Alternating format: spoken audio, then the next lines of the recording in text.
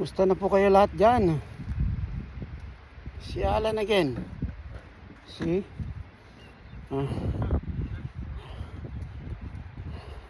This is what I do. In the morning, I walk to see the sunrise here in Vancouver, Canada, near the beach. And in the afternoon, I always see the sunset. Yan po. Ganda po ng araw. Look. Yan, sunset na po yan. Yan. So, you guys, you need to be physically fit, you know. Kailangan natin maglakad-lakad. Kung edad na kayo, hindi nyo kailangan mag-jogging o tumakbo.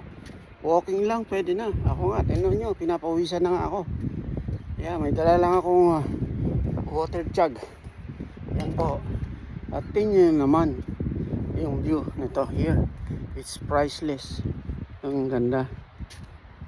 You know? Yan po. Yeah, diba? Ang ganda po. You know, for me, the secret of happiness is to connect in nature. Yan po ang sikreto ko. Dapat kumukonect tayo sa nature. Like always go to the beach or go camping beside the lake or camping beside the beach like this. See that? People are celebrating. Nowadays, pa-summer na po dito sa Canada. Kaya marami na ako ngayon dito naglalakad at nag-enjoy. Yan, kasi 3 months puro winter. Ngayon, summer. Yeah, it's so nice.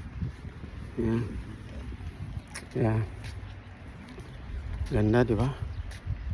Oh. Yan. So, it's priceless. Yeah. I feel so happy. I feel so grateful that is happening to my life now. Because I have most importantly, I have financial freedom. What do you mean by that? I don't have to worry about money. I don't have to worry about problems in life. Yan ba? Tsaka isa pa akong sekreto ng happiness is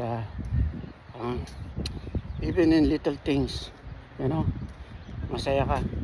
At saka always grateful ka, di ba? Kahit na sa maliit lang na bagay na appreciate mo, like the birds there.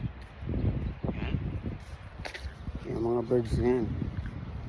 Yan, yung mga maliliit na flowers. Oh my gosh, tingnan nyo yung sunset, ang ganda po. Yan. Ay nako. Sige po, talk to you again. Say lobat na po ako. It's me again, Alan Kitalig. You can follow me on TikTok. Same name, Alan Kitalig. And don't give up on your dreams. You still have hope in life. Yeah.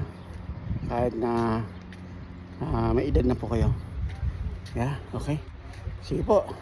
Love you all. Bye.